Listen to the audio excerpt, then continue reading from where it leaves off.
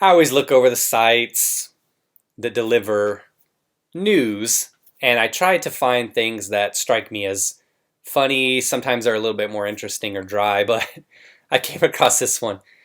And this is UK. So I don't know anything about the actress, about the woman itself, but let's take a quick read on this one. Director of TV drama about Anne Boleyn says, "We have the best person for the role," and "Let the critics talk," after casting black actress Jodie Turner-Smith as Henry VIII's wife. Casting of Jodie Turner-Smith as Anne Boleyn sparked claims of blackwashing. But director said, "I feel very strongly that we have the best actress for the role." Miss Turner-Smith was acclaimed for her work in the US TV series The Last Ship. Never heard of it. But when it emerged she landed Boleyn role, some social media users objected. There's a gentleman I watch on YouTube. His name's Young Ripa.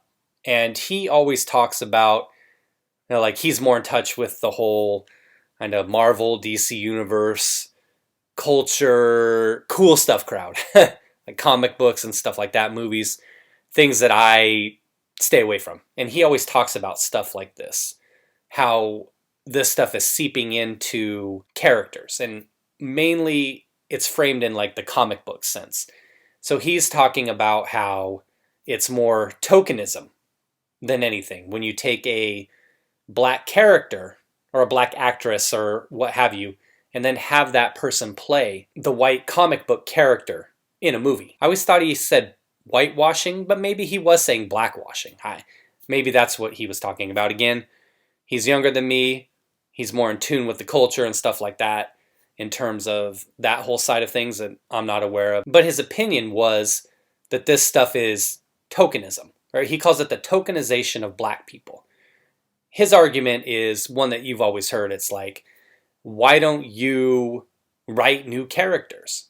Why are you always taking old white characters and then putting black people into those roles? I always think about it a step further. It's not so much like the race thing or whatever, but it's the lack of creativity in all things Hollywood. And here I'm saying Hollywood just in a general term for all things that have to do with film, movie, wherever in the world they may happen. So if I reference that again, just understand that's what I'm talking about. He comes at it from that frame of mind. I always come at it from the point of view of it's a lack of creativity. That why do you keep just going back on old things and then putting new people in and trying to slap a new label on it as if it's diverse or if you did something? To me, the greater challenge is always to create something new. Build the next franchise, build the next great thing so that 50 years from now, we can talk about something else. We can talk about the stuff that's created now instead of having these characters do these kinds of things to stories or things or roles that happened a long time ago. You have to keep evolving and pushing the storyline forward or creating new things is always my argument. Now he, as I said, he calls it tokenization. And I get where he's coming from. He's a black dude, so I get where he's coming from. I totally get it. And I get what he wants to see. He wants to see development. The same thing I just talked about. He wants to see more storylines. He wants to see new shit, not the same old shit. It basically is what I think he'd be thinking about this stuff. So there you go. She even gave us the pose just to say, hey, yeah, I'm a match. And this person is a woman. And I wasn't, when I just scrolled through the story, I just saw the photo because I didn't know who Anne Boleyn was. Yeah, I know my 15th century English history is a little lacking, I know. But I scrolled through this and I wasn't even sure that that was a woman. I thought that they were trying to go from 0 to 5 million in one step and put a trans black individual in there.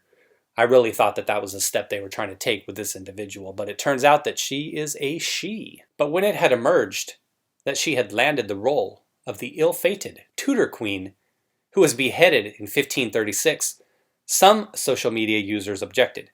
One tweet, Anne Boleyn, Queen of England, and the second wife of King Henry VIII, will be played by a black woman. Also, the blackwashing of white history is now called, another commented, a black lady playing Anne Boleyn is blackwashing and needs to stop. If whitewashing is not okay, then neither is blackwashing. Equality. I get that. Let's see if there's any interesting comments. Regarding this, I get it. And this is what I talk with my wife about often.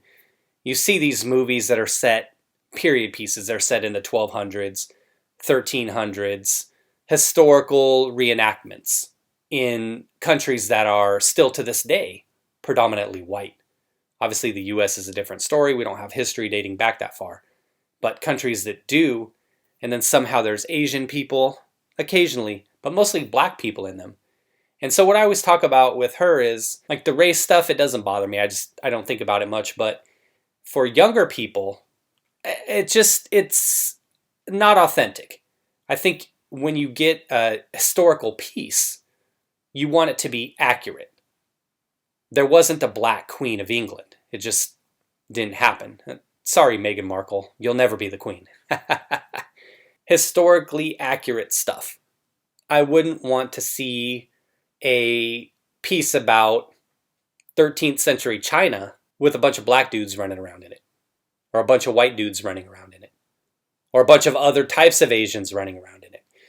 When I watch something historical, I like accuracy. And I think that's a large problem we have now, is just trying to slide people in.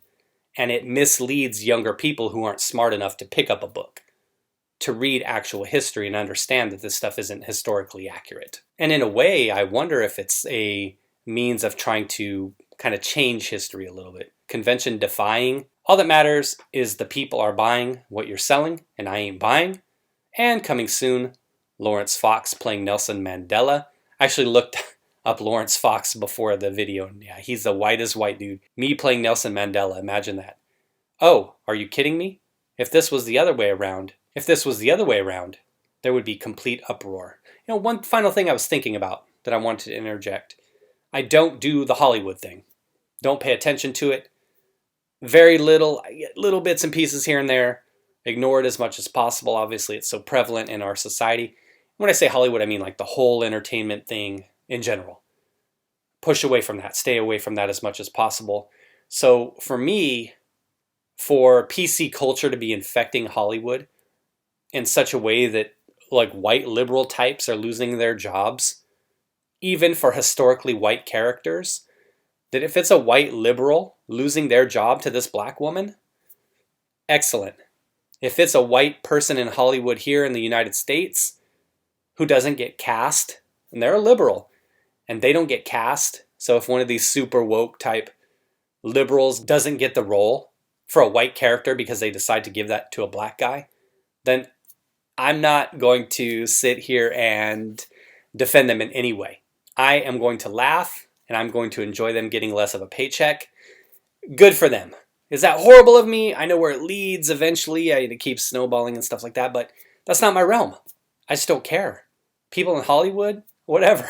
They can do whatever the fuck they want.